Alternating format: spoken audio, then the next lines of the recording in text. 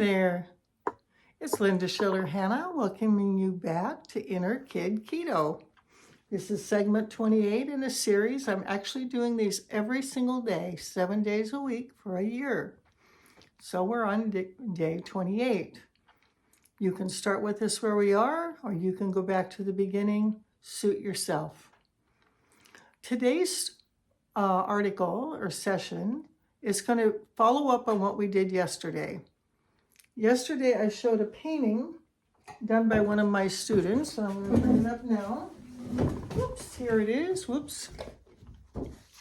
And it's a painting of Jesus with the fish and the loaves. I failed to mention the artist's name. It's Kwarciany. He was one of my students. He now lives over in an Asian country with his new bride. He's doing wonderfully over there. But I just love this painting of Jesus with the fish and the loaves. And I wanted to follow up more on another miracle story in my own life. This goes back a bit. And how does this connect to Inner Kid Keto anyway? Well, there was a time when I was an atheist, when I didn't believe in God.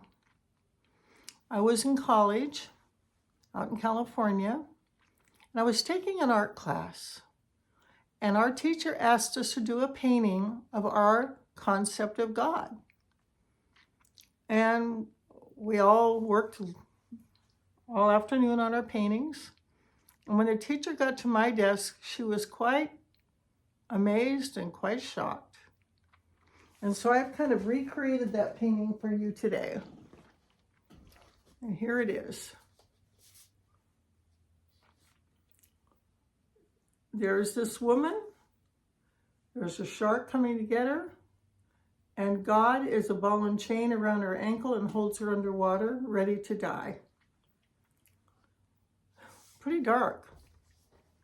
And she said, "Is that really how you feel?" And I said, "Yep." That period in my life, I was an atheist. Now, I'd grown up in Sunday school.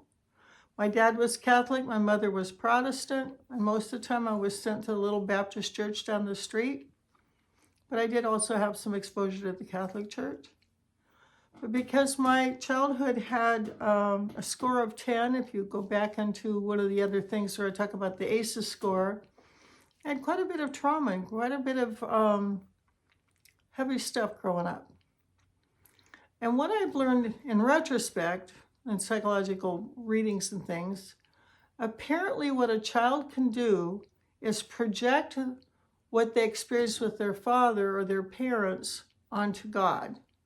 So if they saw their parents as a harsh experience, they assume that God will be a harsh experience. And so at that period of my life, in my early 20s, that's what I was doing. Wow, huh?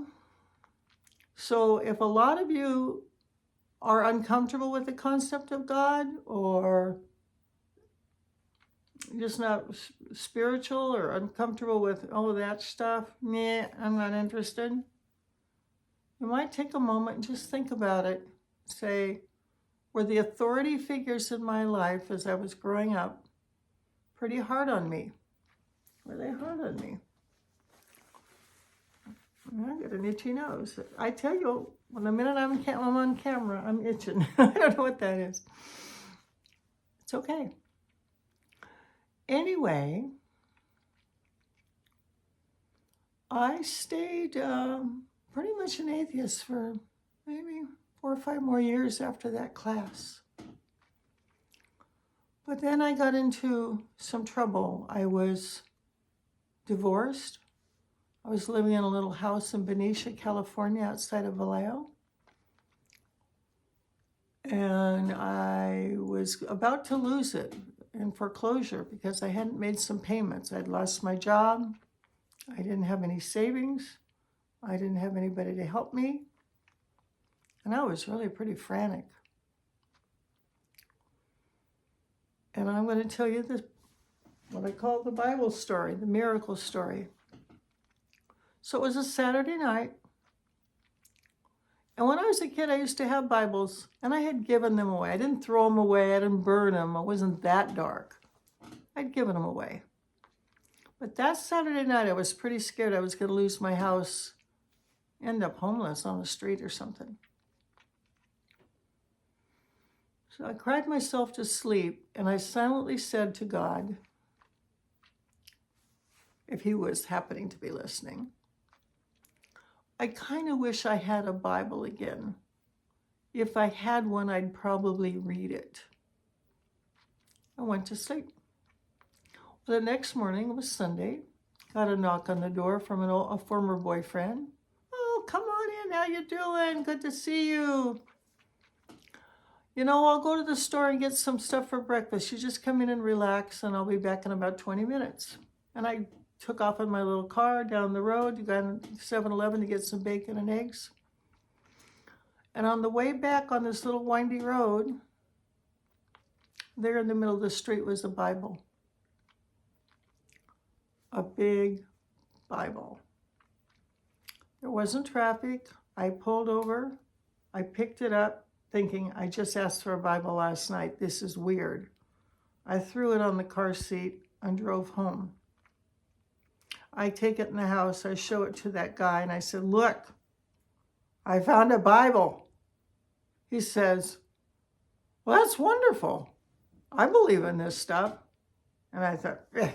And I left it on the counter. I was kind of miffed. Well, 3 or 4 days go by, and I began to think about this Bible like I shouldn't just leave it on my counter. So I look inside, and in front of the front 2 pages, it was like it had been used as a phone book or something. There were names, addresses, phone numbers of all these different people. And one of them was on Napa Street in Vallejo. Well, my former home was on Napa Street in Vallejo, and I said, I'll start there. I know where that is. And I took the Bible, and I drove over to Vallejo to Napa Street. And it was an apartment building, and I knocked on the door, one of the apartments. And I said to the lady who answered the door, I've been going through a hard time. I might be losing my house. I kind of asked for a Bible. And this one showed up in the middle of the street, and I see this address here on Napa Street. And she said, I love the Lord, come on in. And she brought me into her home, and I told her my problems. And she was very kind, and she listened, and she says, I think I knew who that Bible belongs to. You're out there in Benicia. There's a guy who's a minister who used to live in this apartment building, and he's in your neighborhood. I have a feeling it's his Bible. I'll check on it. And I said, okay. So what? So I take the Bible home and forget about it. A few days go by, and the lady that loves the Lord calls me back. Well, I called that minister, and this is what happened. It was Sunday morning. They were rushing to church. He put the Bible on top of the car, forgot to put it in when he drove off, and when he ran around the corner, it landed on the road in front of you. And 9 people prayed for the return of that Bible. You know that got my attention. But, wow, now what do I do with that? So she gave me his address. The last thing I wanted to do was talk to a minister. Oh no, I'm not ready for that. So I just drove by his house, jumped out of the car, threw the Bible on the porch, and took off.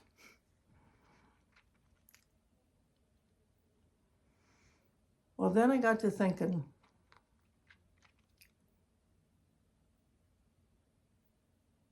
I think I told that story backwards. See, I do that sometimes. Go figure. Anyway, I found out after the fact that they prayed for the return. Anyway, it all worked out. So I kind of thought, well, maybe God wants me to have a Bible. Maybe I'll go buy one again. So I went and bought one. And I thought, but that doesn't mean that it's right. I should go back to God just because I found a Bible. One miracle. Come on. And then I remembered that I used to like dial-up prayer when I was a kid. We went to the little Methodist church and they had dial-up prayer. And I thought, I think I'll call dial-up prayer. And I looked in the phone book and they had several dial-up prayers, and one was Church of Religious Science, which I had never heard of. But I thought, that sounds good. I called that number. It was a woman minister back in the 70s. That was not common. And I thought, if this is a negative dial-up prayer, that's it for God. Well, it was very loving and accepting. You're a child of God, and we love to see you, and this day is going to turn around, blah, blah, blah, blah. So I wrote down the address, and I thought, well, maybe God wants me to go back to church. So I went to that Church of Religious Science the following Sunday. And the minister did a lovely sermon, and she led us in a guided meditation. Everyone close your eyes, do some deep breathing, go down this trail, blah, blah, blah. Something happened to me in that meditation. I had never been in a meditation where I kind of spaced out and went to another vibration. Something shifted. It was so magical that after the church service, I went up to her and I said, can I have a copy of those words? She said, what words? I said, the ones where we went down the trail and stuff.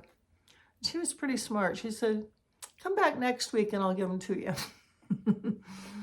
And I said, okay. So I went back next week.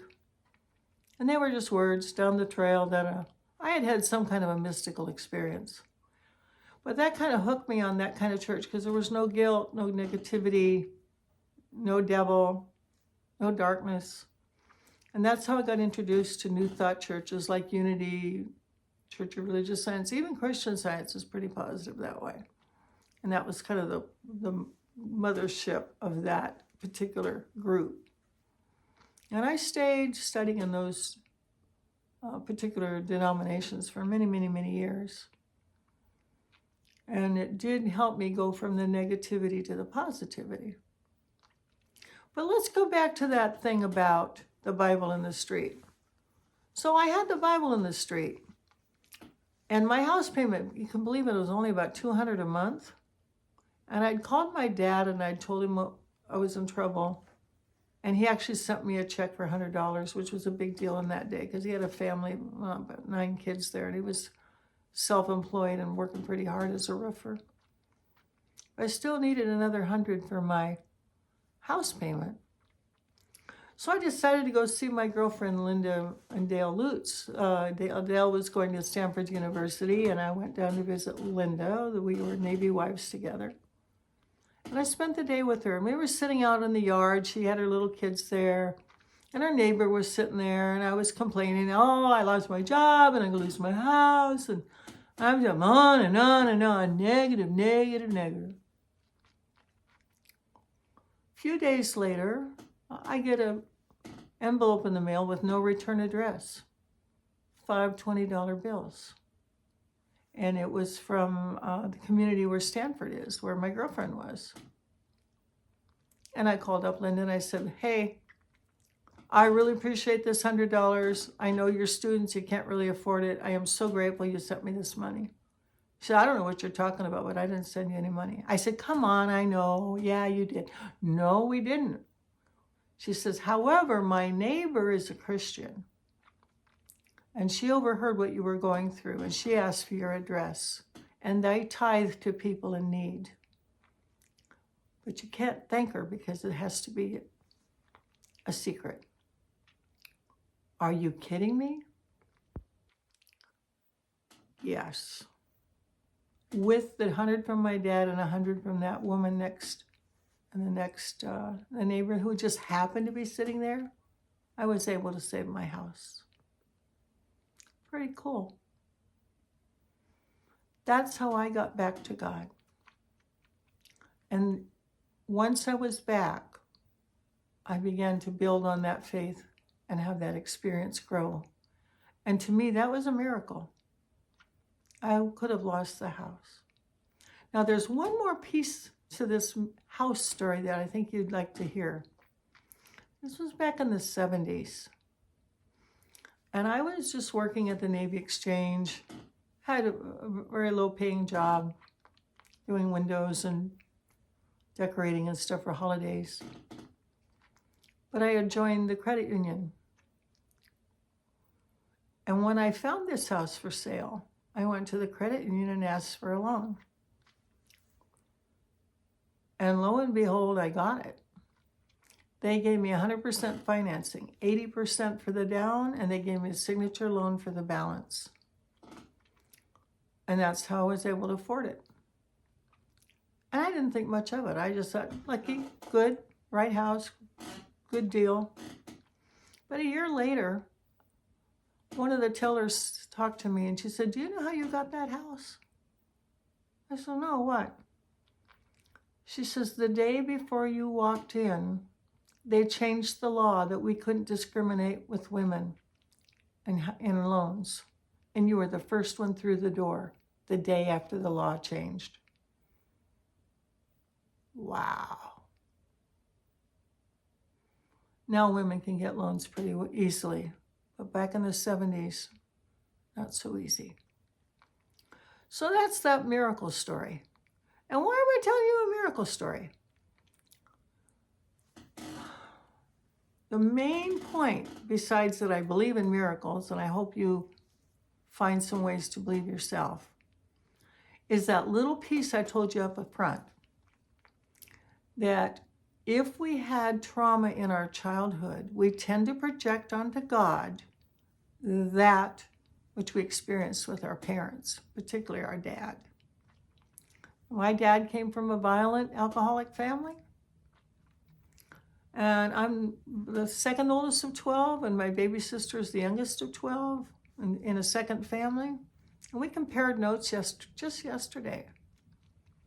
When Dad was teaching me to play the piano when I was 6, if I missed a note, he'd slap my hands.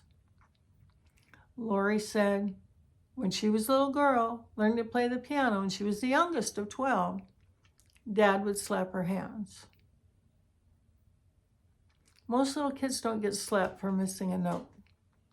We both learned to play the piano pretty well, but we've both gone through divorces and had some issues with trusting men, feeling safe, etc.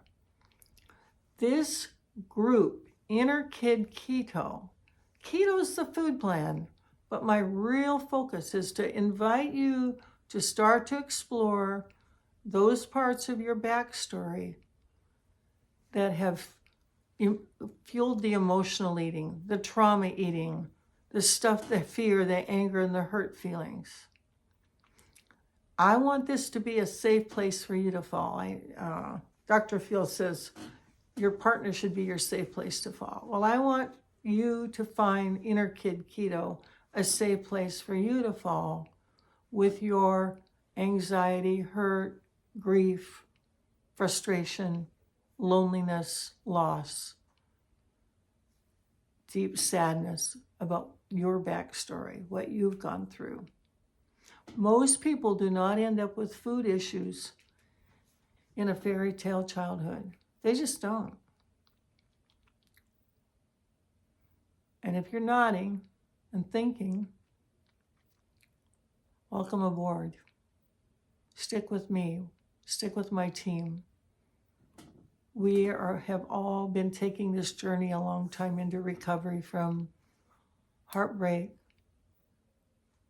family dysfunction, fractured homes, fractured identities. We've been there, and we're crawling back out. And we're here to help you crawl back out. Whether you're overeating, over-drinking, overspending, too much sex, too much pornography, too much violence, too much going to jail, whatever. There's probably some pain back there that you're trying to avoid. We're going to say, come on in here. We'll be gentle with you. We'll love you. We'll be sensitive to you. We'll care about you. We get it. John Bradshaw was one of the first to start the inner child movement in America. He's written wonderful books, Healing the Inner Child. There's some old PBS videos you can probably find on YouTube with John Bradshaw. I recommend them highly. But one time he did a lecture in Southern California, and it was full of adult children of alcoholics, hundreds of people. And he says, you guys are so worried that you're having problems with relationships, with self-esteem, with getting along. He says, from what you've been through, a lot of you could have been mass murderers. You're walking miracles already. If you can turn the corner from feeling a traumatized person, like this little lady, thinking that God is a ball and chain holding her underwater as a shark comes together, because that's what I literally thought those days. I talked about the Crusades. I talked about all the things that Christians went through, how they were hurt, abused. I didn't think it was safe. I didn't think God was safe. But I do now. I even have a reverend thing. I do weddings and stuff. I don't have a church. If there's any church I've got, it's you. I do weddings. And I write. And I show up here. And I'm being vulnerable with you. I'm telling you, I got my stripes the hard way. It took me a long time to be that 20-year-old that thought God was a ball and chain, to sitting here with you when I'm almost 77 saying, I figured it out. God does make miracles. I'm a walking miracle, and you're a walking miracle. I don't want to leave little Linda out of this story. She shows up in every segment. Just like I got a Bible, she got a Bible. She got one of those little tiny New Testaments. See, even if she can't read yet, she's ready. She's got her own little book. Now, if you need a verse, if you don't know where to start, look up Psalm 91. That's your homework. Look up Psalm 91. It's the Psalm of protection. Okay, little Linda, don't fall over. She's falling over. That's all right. I'll put her down here. And one last thing. My girlfriend texted me tonight just before I started this program and said, guess what, Linda? You got me interested in keto. And you need to watch this video featuring this woman. The same one I'm telling you guys to watch. Change Your Diet, Change Your Mind by Georgia Eid, MD. There's a fabulous interview with her on Diary of a CEO. So if you missed that, try looking it up. Okay, that's it for now. God bless you. God bless you. You too deserve a miracle. You too are a walking miracle. I don't think it's random you're sitting with me. There's a lot of places you could be right now. If you sat through this whole miracle story, fantastic. One last thing. This wonderful painting that Chris did, I'm going to turn it into a postcard. If you want a picture of his miracle stuff, we'll make sure he gets paid for it. If you want a picture of the Fish and Loaves by Chris Kwarciany, you'll be able to order that off my website, innerkidketo.com.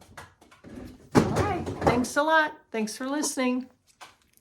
See you tomorrow, because I'm doing this every day. Keep coming back. Love you. Bye.